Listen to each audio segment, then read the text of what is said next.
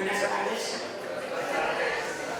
Bienvenidos al segundo ciclo de conferencias Memoria, Conflicto y Paz, que ha organizado el programa de formación integral social y humanística con el apoyo de la Vicerrectoría Académica y la Facultad de Ciencias Humanas y Sociales. Para nosotros es muy grato tenerlos acá. Les comento el orden de trabajo que tendremos y luego les daré otras pequeñas indicaciones. Tendremos primero el himno de la Universidad del Cauca, después la intervención del doctor Luis Guillermo Jaramillo Echeverri, actualmente vicerrector académico de la Universidad del Cauca y profesor de la Facultad de Ciencias de la Educación. Tendremos a continuación la conferencia del doctor Carlos Arturo Gaitán Rincón, profesor de la Universidad Javeriana en Bogotá. Vendrá después una rueda de preguntas y un debate. Queremos que este segundo ciclo sea muy beneficioso para todas las discusiones que estamos adelantando. Hace un momento les comenté, dándole la bienvenida a este segundo ciclo. Es importante que todos recordemos que el primer ciclo de conferencias Memoria, Conflicto y Paz lo desarrollamos el año pasado, durante el segundo semestre, al mismo tiempo que se estaba desarrollando el movimiento de estudiantes, profesores y trabajadores por la defensa de la educación pública.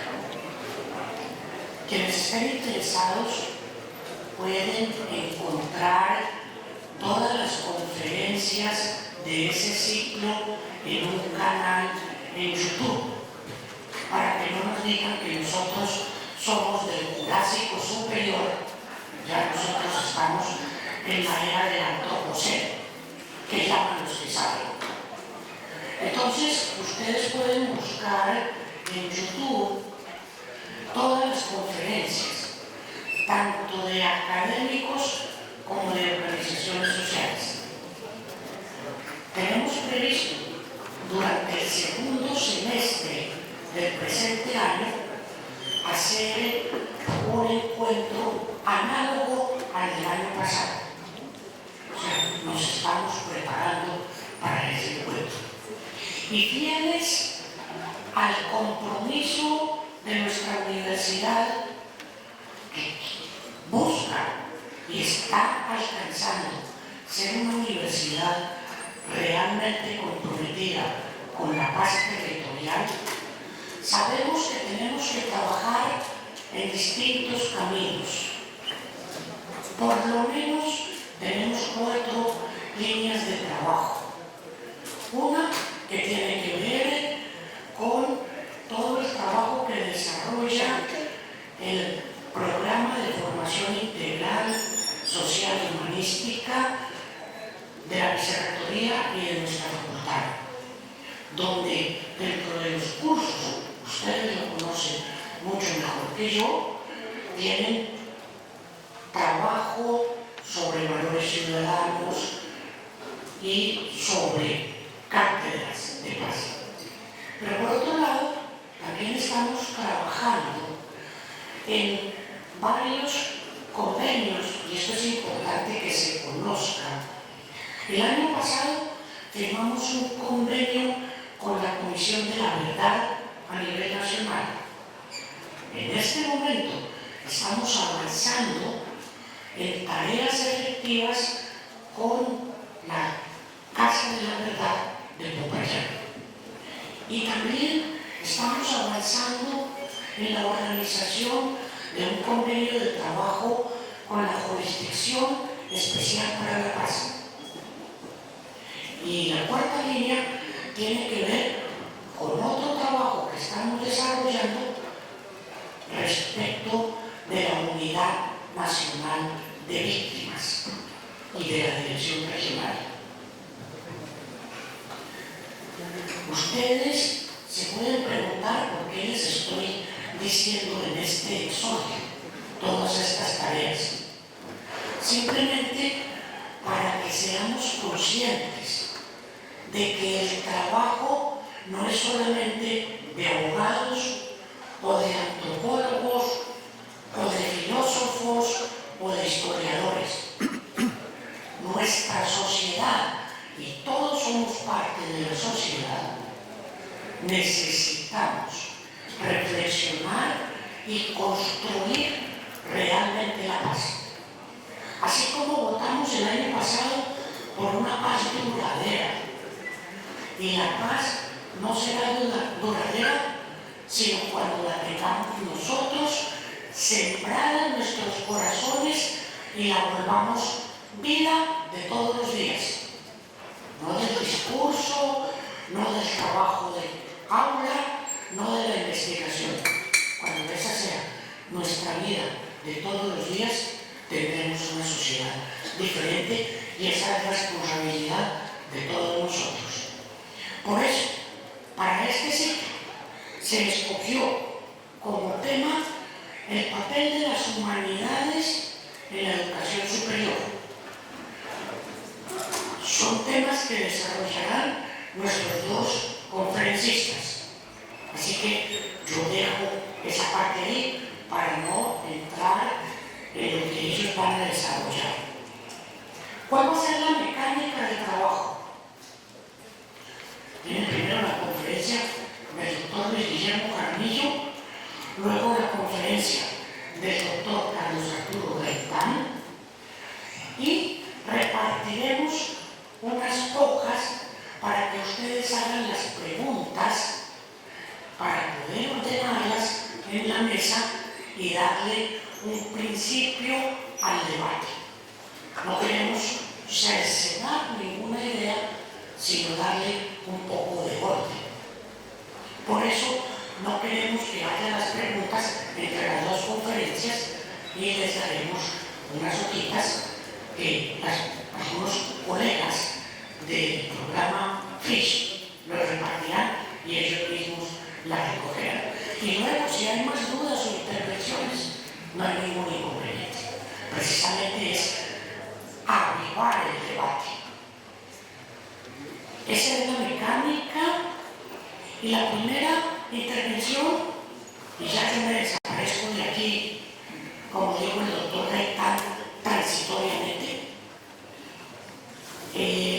será a cargo del doctor Luis Guillermo Jaramillo y su título es El papel de las humanidades en la educación superior. Sin más, nuevamente les agradecemos su presencia y le paso el micrófono al doctor Jaramillo. Buenas tardes. Realmente es para mí un placer tener con nosotros precisamente doctor en educación y bueno, viene de una gran trayectoria en la formación del papel de la epistemología de las ciencias humanas y sociales y a su vez la reflexión por la educación superior y lo ateniente a las humanidades. Básicamente lo que yo les voy a compartir esta tarde es un texto que ya se había trabajado inicialmente hacía 2 años en la Flaxo, precisamente en la Universidad de Salamanca, y que tiene por título El esplendor de la humanidad a pesar del sufrimiento.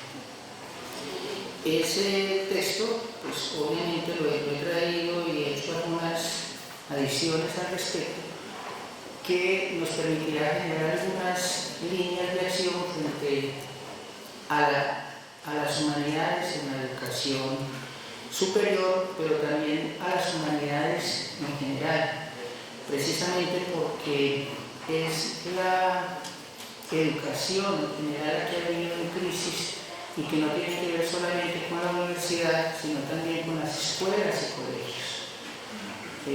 Ustedes saben que hace varias décadas hubo una supresión de la enseñanza de la historia en las escuelas, y lo que nosotros recibíamos hace años como educación para la democracia, ciencias sociales e historia de manera separada la hicieron en un solo paquete, y prácticamente la historia dejó de ser enseñada durante mucho tiempo en las escuelas.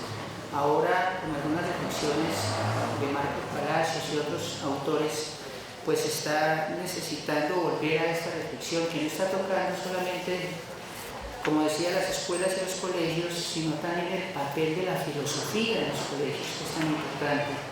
Y la Universidad de San Buenaventura del año pasado desarrolló un ciclo de conferencias sobre el vilo de las humanidades. Hace 15 días participaron 2 profesores en la Universidad Nacional que hablaba del papel de las humanidades en la educación. Entonces creo que este es un tema bastante importante, precisamente en una universidad como la que nos convoca.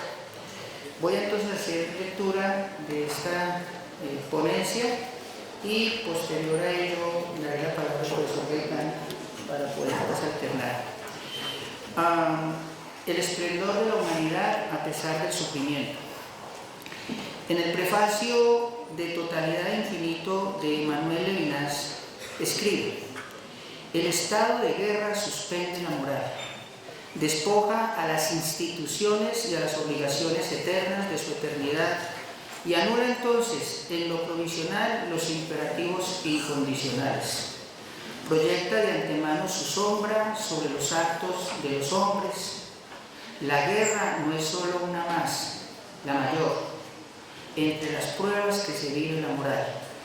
Lo que hace la guerra es volver la moral irrisoria. Y a pesar de su risa inminente, el ser humano ha resistido la orfandad en que lo ha querido dejar la guerra.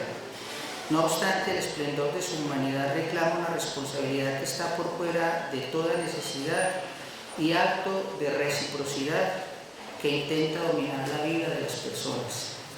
En este sentido, la guerra no se antepone a la paz, más bien pone en cuestión la paz al inmiscuirse soterradamente en los falsos pietismos, en eslogans románticos que apuntan a un relativismo cultural y en encuentros carentes de compromiso, en letras desilvanadas de pasión y sentimiento. La paz, que se resiste a ser tematizada, pone al desnudo una guerra que no solo aniquila, también, abro comillas, desgarra las personas y las imágenes que la disimulan para imponerse en su desnudez y su dureza. Cierro comillas. Este desgarramiento se hace patente en el sufrimiento, muestra su dolor en la misma desgarradura de una violencia que hace perder toda posibilidad de acto. No obstante, a pesar de su radicalidad, el mal ni es absoluto ni es el final de todas las cosas. La presente exposición pone en evidencia esta banalidad del mal a partir de 2 categorías de análisis. La primera, la autoridad del testimonio, es decir, la palabra, en personas que han sufrido de cerca los estertores de la guerra, autoridad en la que preexiste una verdad que escapa de una racionalidad técnica y científica. La segunda, la esperanza absoluta de una humanidad que brilla ante la vulnerabilidad del dolor, especialmente del dolor ajeno. Herida abierta donde se da aquello que nos es imposible dar, humanidad, mas es una humanidad que brilla o resplandece a pesar del sufrimiento. Primero, la autoridad del testimonio en la humanidad. Hace 3 años, en julio del año 2016, murió Elie Wiesel, uno de los hombres que más buscó el establecimiento de la paz en el mundo. Elie Wiesel es un sobreviviente de Auschwitz. A sus 15 años, Wiesel sufrió el horror de la guerra viendo cómo su madre y hermana menor caminaban hacia los hornos crematorios, un lugar donde la inhumanidad de la vida, la animalidad, se presentaban con todas sus fuerzas. Wiesel, Premio Nobel de Paz en 1986, permanentemente repetía una frase desgarrada de dolor, pero con una gran dosis de esperanza. Dice Elie Wiesel: los santos son los que mueren antes del final. Esta frase nos remite hacia otra parte, es decir, no vivimos más que esta vida, pero es una vida alimentada por una trascendencia inagotable, deseante, que es la fuente que nos posibilita encontrar sentido en nuestra existencia. Decir que los santos mueren antes del final es renunciar a la invisibilidad de lo que nos precedieron, es decir, 6 millones de judíos asesinados que en vida, abro comillas, habían olvidado el sabor amargo de las lágrimas. Y aquí hay que entender que tanto el sudor como la lágrima están cargados de la misma sal. Pero también es no dejar que se invisibilicen los muertos por ataques terroristas que cada vez son más frecuentes, o inmigrantes ahogados que intentaron ingresar a un país que nunca sintieron como suyo, o inmigrantes que vienen de países vecinos corriendo hacia el sur vía Panamericana. Asimismo, decir que los santos mueren antes del final es cargar con la vergüenza y responsabilidad de que aún no hemos hecho lo suficiente. Es más, nunca será suficiente, pues se trata de desear una humanidad que aún continúa ausente, tal y como lo plantea nuevamente Levinas. La no correspondencia entre la muerte y un final que el sobreviviente constata no significa pues que la existencia mortal, pero incapaz de pasar, esté aún presente después de su muerte. Que el ser mortal sobreviva a la muerte, cuya hora suena en el reloj común de todos los hombres. Elie Wiesel siempre se preguntó: ¿por qué tuve que vivir yo o sobrevivir en los campos de concentración y no morir como murieron los otros? Elie Wiesel decía: nosotros hasta la muerte cargaremos la vergüenza de haber sobrevivido. Es decir, no hay ninguna diferencia entre haber sobrevivido y haber muerto, dado que no se nos da el privilegio de haber vivido, sino que nunca se nos dio el privilegio de que todos deberíamos haber vivido. Levinas reclama la presencia de una humanidad en la que los vínculos humanos no son cooptados por una antología de la finitud, ni por la universalidad de una verdad impersonal donde las personas pasen a ser personajes. Decir presencia, que no es contrario a ausencia o falta de algo, es recordar la vida de los santos que nos precedieron y manifestar que su muerte no fue vana en este mundo. Esto implicará abrirse paso al otro, exponerse, salir de sí con una salida que no permite el retorno, lo que permite agrietar el narcisismo y la egolatría del yo. Gracias al otro, del cual no podemos inventar el objeto de nuestro amor. Por más que yo quiera obligar a que el otro me ame, no viene de mí, siempre vendrá del otro. Es decir, que es un amor que procede de él. Es que la presencia de su humanidad viene a restaurar nuestra ausencia, precisamente por su humanidad. En esta presencia se presenta una verdad como testimonio y no como verificación universal de un yo cognoscente. Para Levinas la verdad supone la justicia, en tanto esta no procede de un esfuerzo cognitivo de mismo y la pasividad del otro. Esto es asimilación, o terminamos tematizando al otro y entonces celebraremos sin ambajes el día del indígena, el día de la madre, el día de la mujer, pero no asumiremos la responsabilidad de lo que esa otra persona es para nosotros. B. Para que emerja una verdad con justicia, debe existir una separación radical en la que ambos ambos seres estén plenamente instalados y autónomos. Sin separación no habría verdad. Es decir, no puedo meter al otro en mis cuadros de contenido pensado. Y en ese sentido George Kunz manifiesta que las ciencias sociales se han vuelto cínicas.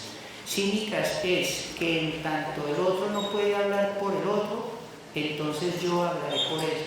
Y tengo la autoridad que me dan las ciencias sociales para ser la voz de los que no tienen voz. C. La verdad es una búsqueda que se da en medio de gajes y peligros que se despliegan en la aparición de las formas gracias a la epifanía de la distancia. No podríamos ver la verdad en el otro más que como se nos presenta al otro, pues a pesar de ver que algo le falta, a este no le hace falta nada. Y D. La búsqueda de la verdad no remite a la teoría de un ser privilegiado, sino que es acontecimiento que se hace deseo y responsabilidad por ese otro. O sea, una verdad jamás alcanzada. Cuanto más nos acercamos a ella, más se aleja de nosotros.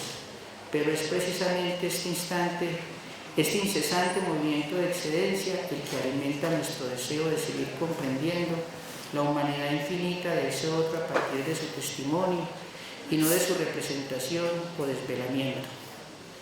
Desde esta perspectiva, es el testimonio el que nos permite dirigirnos hacia una verdad que escapa a la racionalidad científica y técnica, una verdad que permite cuidar el secreto de lo humano precisamente porque aquel es animado por esa verdad, y es una verdad que está precedida por esa presencia. Ahora, cuando ya emergen conceptos de posverdades, en la cual se puede decir que ese concepto de posverdad está generando un relativismo cultural intenso.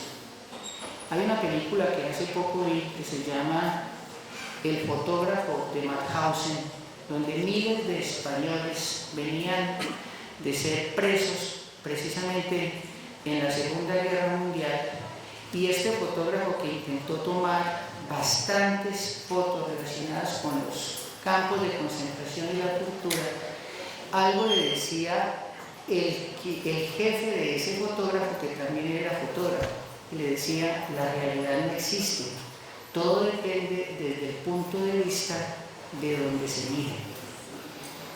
Eso lo que hace es hacer de la verdad un maniqueísmo que lo que lograría es que se niegue precisamente un holocausto como estos.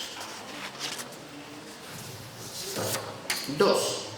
Una humanidad que brilla a pesar del sufrimiento. ¿Y esto qué retos trae para la universidad? En su texto, hay un texto de Giorgio Agamben que se llama Desnudez. Agamben tiene un pequeño capítulo al interior de ese texto denominado ¿Qué es lo contemporáneo? Aparte de apoyarse en varios autores para mostrar varias facetas respecto a lo que hoy, en pleno siglo XXI, es lo contemporáneo, Agamben se apoya en un pequeño poema de un autor llamado Mandelstam, Osip Mandelstam, del año 1923, escrito y denominado El siglo. Este pequeño poema lo utiliza Giorgio Agamben para manifestar una relación entre el poeta y su tiempo, entre el novelista y su tiempo, entre el escritor y su tiempo, el cual no denomina el siglo, sino que denomina mi siglo. Dice el poeta: siglo mío, bestia mía, ¿quién podrá mirar en tus ojos y soldar con su sangre las vértebras de 2 siglos? El poeta nace en el siglo XIX, escribe el poema en el siglo XX y él sí dice que se ubica en la vértebra de ambos siglos. Para Agamben, el ser contemporáneo tiene que ver con la fractura del tiempo. El poeta, en cuanto contemporáneo, dice él, es esa fractura, es lo que impide que el tiempo se componga y al mismo tiempo la sangre que debe suturar la rotura, es mantener la mirada en los ojos del siglo bestia, dice él, tiempo del cual el poeta no hacía referencia al paso de un siglo al otro, es decir, del siglo XIX al XX, sino más bien el tiempo interno de las personas, el tiempo de sus vidas. Y muchos de los que estamos aquí nacimos en el siglo XX y hemos pasado al siglo XXI, y lo que dice Giorgio Agamben, quizás nosotros estamos ubicados en la rotura, en las vértebras de un siglo que viene de atrás y se instala en otro siglo. Yo no sé si es un privilegio o no haber nacido en medio de dos siglos, pero dice Agamben, ser contemporáneo es más bien aprender el tiempo de sus vidas, de lo no contado, tal vez de la sombra que dejó el siglo de las luces o los destellos de luz incandescente que dejó el positivismo de su época. Esta contemporaneidad a su vez exige una responsabilidad de ser testigos del fenecimiento de un siglo y la aurora de otro, y las implicaciones que esto trae para las instituciones en educación superior. Fue precisamente el siglo XX como se levantó una gesta de escritores que intentaron reivindicar las humanidades frente al positivismo imperante de la época. Recordemos a Schleiermacher, a Gadamer, a una serie de escritores, inclusive escritores españoles como Ortega y Gasset, que se movieron en medio de dos siglos y que empezaron a ser parte de esa fractura. Y recordemos también que hace 100 años culminó la Primera Guerra Mundial, 1914-1918. 15 años después se estaría fraguando el inicio de una nueva guerra que terminaría con el exterminio de 6 millones de judíos y demás debates de las cuales jamás estaríamos orgullosos. Precisamente fue en 1918, cuenta Guillermo Hoyos,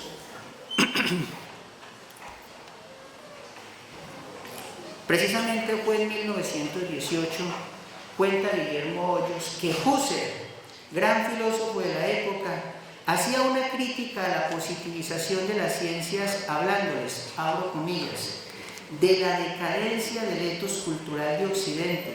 En esa época, Husserl pronunció ante los soldados que regresaban del campo de batalla 3 lecciones sobre el ideal del hombre de Fichte, de los cuales la segunda se intitulaba El orden ético del mundo como principio creador del mundo. Para Husserl no era concebible tener una ciencia sin ética. Cuenta Guillermo Hoyos que los soldados llegaban del campo de batalla con el deseo de encontrar un nuevo discurso, un conocimiento distinto al que estaban acostumbrados a escuchar. ¿Y qué escuchaban estos soldados? Enfrentamiento, enemigo, estrategia, arsenal, defensa, campo de batalla. No sé si en educación encontrarían la palabra competencias, estándares, palabras que generaban contumacia en estos hombres de guerra e insensibilidad ética frente al humanismo de un nuevo hombre. Dice Hoyos, a esta crítica de la época corresponde por otro lado el entusiasmo que percibe Husserl en los jóvenes, que al regresar de la guerra llenan las clases de filosofía, profundamente desconfiados de la retórica bélica y de la manipulación propagandista de ideales filosóficos, religiosos, nacionales. De hecho, Benjamin habla de la quiromancia que se daba en esa época. Ahora en búsqueda de un trabajo académico autónomo, crítico frente a lo tradicional, inspirado por ideales fuertemente fundamentados en un saber auténtico. Y es que no bastó, hasta ahí la cita, y es que no bastó decir que la guerra ha terminado y las manos se estrechan, como lo vimos hace 2 años, para que los medios de comunicación muestren que en Colombia ya se ha firmado la paz. El principio de los vientos de paz no bastó con entregar las armas y regresar a casa. Implicaba un proceso de formación que estimulara un cambio de proceder, una actitud ante la vida y un nuevo ideal de humanidad. En este sentido, tenemos que decir que, como sucedió en Alemania en ese tiempo, pasó lo mismo o está pasando en Colombia. Se dejaron las armas, pero no se dejó la formación militar. 10 años más tarde, en la Alemania de esa época, se daría comienzo a una nueva guerra donde los odios de la primera aún no habían cesado. Continúa Guillermo Hoyos citando a Husserl: lo que ha puesto al descubierto la guerra es la indescriptible miseria, no solo moral y religiosa, sino filosófica de las humanidades. Esto transforma todos los valores, todo, ciencia, arte y cuanto siempre ha podido ser considerado como bien espiritual absoluto, se convierte en objeto de apologética nacionalista, de mercado y de mercancía nacionalista. Recuerden que al presidente anterior lo iban a nombrar o le iban a dar un premio Nobel de paz, de instrumentos de poder. Los efectos ideológicos de esta transmutación de valores son patentes. La fraseología y la argumentación política, nacionalista y social tienen tanto y más poder que la argumentación de la más humanitaria de las sabidurías. Hasta ahí la cita. Precisamente frente a los afamados acuerdos de paz, se puede decir que las armas ideológicas no se han entregado, que la formación bélica sigue latente. Aún falta que las universidades puedan responder ante los desafíos de estos tiempos. Los soldados de la Primera Guerra ingresaban a los claustros solicitando una mirada distinta de la vida, oportunidades que la guerra les había quitado. De este modo la humanidad resplandece a pesar de las consecuencias de la guerra. Es decir, le pedían al maestro de filosofía: háblenos de otra cosa distinta a lo que estamos acostumbrados a escuchar. El hastío de la confrontación y el estar amparado bajo un mundo bélico empujaban a la humanidad a buscar otros modos de ser y vivir la realidad. Pero esto no se reduce solo a quienes han salido de la guerra para reincorporarse a una vida civil. También tiene que ver con la formación profesional que se imparte a las nuevas generaciones, a nuevos modos de convivencia, al recibimiento de un nuevo siglo en el que nos están preguntando los chicos de hoy la realidad que les ha tocado vivir. La finalización de la presente década, 2019, es el comienzo universitario de la presente generación. Es decir, una generación nacida en el año 2000 y 2003. En esta universidad, como en todas las universidades del país, estamos recibiendo a los chicos nacidos en el año 2000 y 2001 y 2002 y 2003. Hay algunas excepciones, como el gato, que es del siglo pasado, pero en general vemos las bienvenidas de primíparos con estudiantes que oscilan entre los 16 y los 18 años. Los primeros semestres universitarios son estudiantes que reciben una realidad académica precedida por el siglo anterior. Por eso, nosotros como docentes universitarios estamos ubicados, si bien en este siglo, deberíamos estar ubicados en la fractura.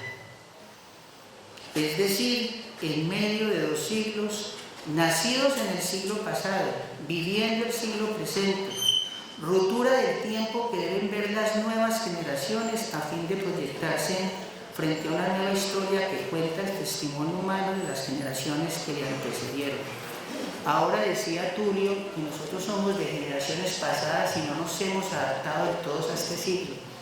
Yo diría, ¿y por qué nos tenemos que adaptar del todo? ¿Qué enseñanzas nos dejó el siglo anterior que nos permite dar a las generaciones ahora para que la historia no sea invisibilizada? Preguntemos a los chicos nacidos en el 2000 si saben qué pasó con la toma de un palacio de justicia y lo que eso implicó, porque sí hubo masacres en este país a partir de lo sucedido con el Palacio de Justicia. Les digo que yo en ese tiempo tenía escasamente 13 años y no fue para mí tan trascendente como lo estoy leyendo ahora. ¿Cómo es posible esto? Hace unos años. ¿Y cuál es el reto de la universidad? Hace unos años, 1914, como editor de la Universidad del Cauca, fui testigo de la edición, bueno, y eso gracias a que un amigo me hizo la invitación. Fui testigo de la edición de un libro producto de una convocatoria para la publicación de proyectos de investigación reciente. El texto se denominaba Entraron a la casa. Investigación de pregrado realizado por dos estudiantes que precisamente eran de los años 90, Beatriz Natalia Morales y Julián Alfonso Gómez, quienes recopilan una serie de historias de vida de personas en el municipio de Silvia Cauca. Las historias cuentan cómo sus habitantes sufrieron el conflicto armado a finales de los años 90 y comienzos del nuevo siglo. Es decir, fue una guerra que se impartió finalizando los 90 e iniciando los 2000, y en la fractura de los dos siglos corrió bastante sangre. Sangre que se perpetuaría precisamente con la administración de un nuevo gobierno que hizo ver a los de afuera como terroristas. Y uno de sus relatos, al interior de ese libro, denominado La Guerra, refleja la esperanza de un nuevo comienzo para una comunidad que se encontraba sufriendo de manera cruda los estertores de esta guerra. Pero no solamente fue Silvia, fue Almaguer, Cauca, que en menos de 2 años sufrió de 8 tomas guerrilleras. Dice el pequeño relato de una historia de vida de lo sucedido en el pueblo de Silvia. Todo fue como una película. La guerra de esa noche no destruyó su casa. Las bombas no cayeron sobre ella, pero más de uno grababa lo que quedaba de la esquina de la policía y de la caja agraria. Desde la casa se ve la gente más chismosa del pueblo. A las 6 de la mañana, la carrera tercera estaba llena y la casa hecha un 8. Parecía que le habían vaciado baldes y baldes de escombros. Las escobas empezaban a limpiar, pero el dolor y la angustia no se iban. No sobró una agüita de manzanilla en la noche para poder dormir, ya que al cerrar los ojos las balas y las pipas revivían la guerra de la noche anterior. Si se observa bien en el relato, los protagonistas de esta pequeña historia no fueron las personas, fueron las escobas. O sea, a pesar de casi haber destruido la casa, al siguiente día las escobas empezaron a limpiar. Se seguía viviendo en la zozobra de no saber si en la noche llegaría otro hostigamiento. Aún así, las escobas no se detenían. La vida interna de las personas les empuja a salir de en medio del amedrentamiento y de la muerte. Es decir, se destruye la casa y al otro día se empieza a organizar la casa. Y hay dolor, y hay miedo, y hay sufrimiento, y hay víctimas, pero hay víctimas que empiezan inclusive a restituir los estertores que dejan los victimarios. Las escobas no dejaron de limpiar. Hoy el pueblo sigue vivo y creo que las escobas siguen barriendo. Y es que hay humanidad a pesar del sufrimiento. Y es que sí hay víctimas, pero la vida continúa. Este proceso no fue logrado por una investigación hecha por una empresa, fue desde la misma Universidad del Cauca, que empiezan a reflejar otra humanidad que aún sigue resistiendo a no ser visibilizada. En conclusión, que estos tiempos universitarios restauren las palabras de la mistificación bélica en la que hemos caído, que vengan trabajos de investigación que hablen de esa restitución, tiempos para plantar y regar, para sembrar y cosechar, para mirar y conversar. Que las palabras se restauren y broten en medio de las diferentes disciplinas y clases que orientamos. Que podamos expresar la oportunidad de decir en el acontecimiento ético de que no todo se ha dicho por completo. Tiempo propicio para poner la guerra en cuestión, pues la tendencia al bien perfecto, es mucho más poderosísima que la banalidad del mal. Es momento de que la guerra salga de su universalidad anónima, de una verdad que muestra la guerra y la violencia como confrontación. Que estos tiempos permitan que las personas no sean mistificadas con roles tipificadores, que no se les interrumpa la continuidad de su tiempo interior, dado que estamos viviendo en la ruptura y en medio de los siglos. Es el tiempo de nuestros estudiantes, es el tiempo de nuestros maestros, de una humanidad que crece en el verdor de su infinito, que ni la verdad anónima ni la tematización reina, de tal manera que el anonimato soterrado pierda todo su aguijón, como también lo perdió la muerte. ¿Dónde está, oh muerte, tu aguijón? ¿Dónde está tu victoria? Por tanto, se rescata la presencia viva de una humanidad que sale de su invisibilidad, de su universalidad ignota, y desea, abro comillas, una paz, una verdad que está por encima de la victoria de unos y la derrota de otros, o sea, de los comentarios o los futuros imperios universales. Fin de la cita. Muchas gracias.